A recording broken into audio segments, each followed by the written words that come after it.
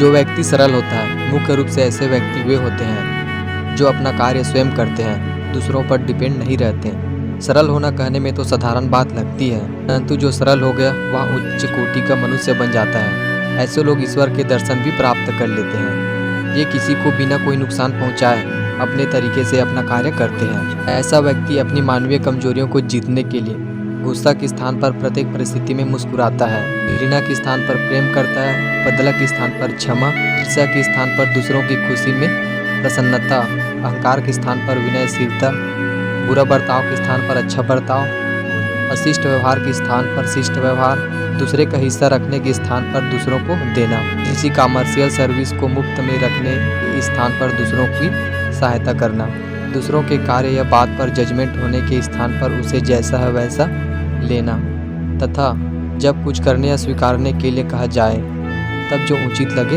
वह करता है। सरल व्यक्ति में मुख्य प्रकार से बहुत प्रकार के गुण होते हैं।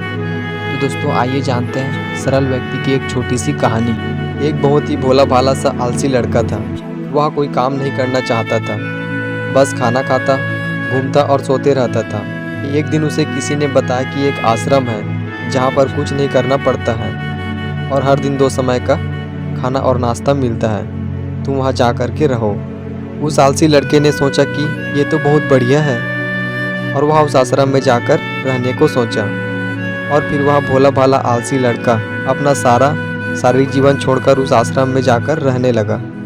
आश्रम में गुरुजी रहते थे। वह कुछ समय सबको प्रवचन देते। वह आलसी लड़का सुनता था, बाकी समय आराम करता था और फिर भरपेट खाना खाकर सो जाता था। ऐसे ही उस लड़के का दिन गुजरता गया। एक दिन उस आश्रम में कुछ भी नहीं बना। नाश्ते के समय नाश्ता नहीं मिला।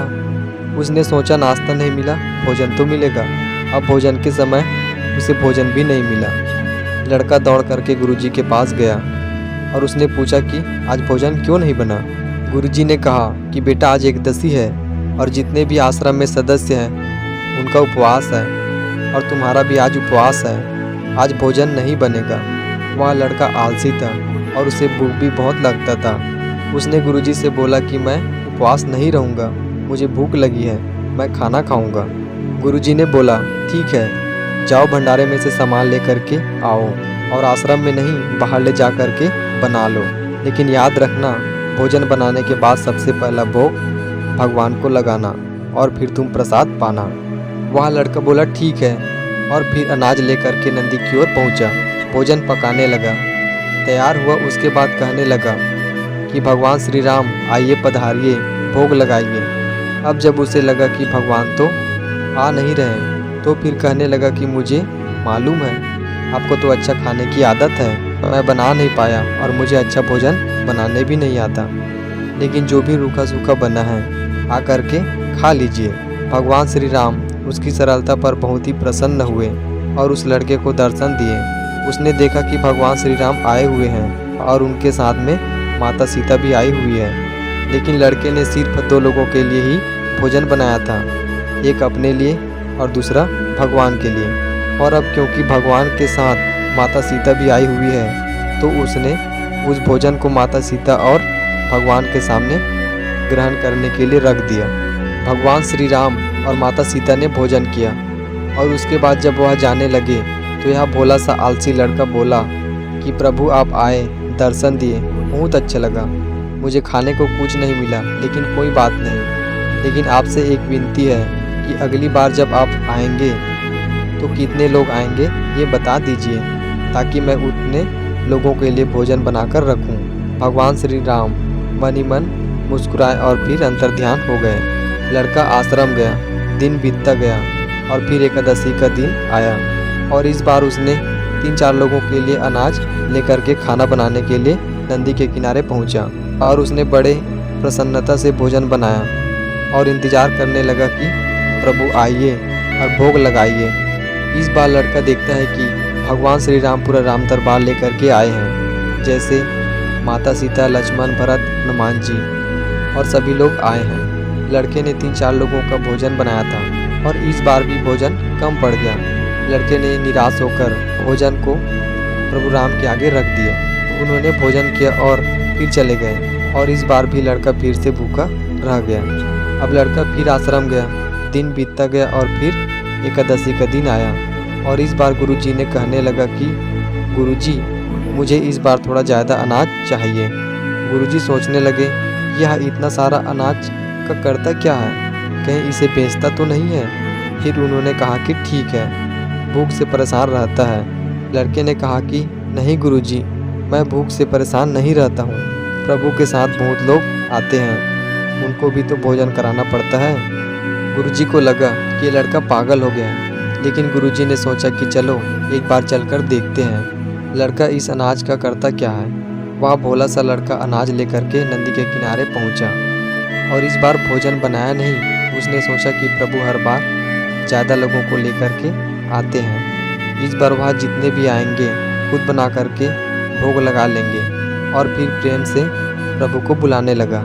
गुरुजी ये सब चुप कर देख रहे थे कि ये भोजन तो बनाया नहीं और प्रभु को बुला रहा है।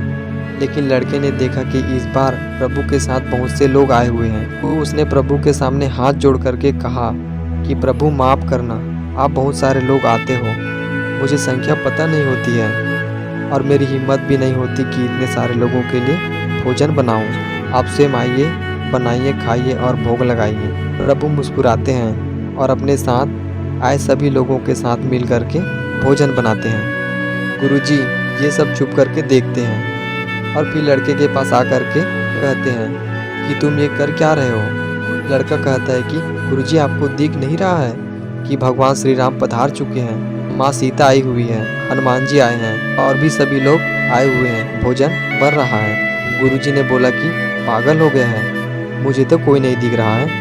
लड़का गुस्सा हो गया और बोला, प्रभु आप ये क्या कर रहे हो, एक तो मुझे भूखा रखा है और गुरुजी को दर्शन नहीं दे रहे हो, जो मुझे पागल समझ रहे हैं। कृपा करके गुरुजी को दिख जाओ। भगवान बोले, नहीं मैं इन्हें नहीं दिख सकता। लड़का बोला क्यों?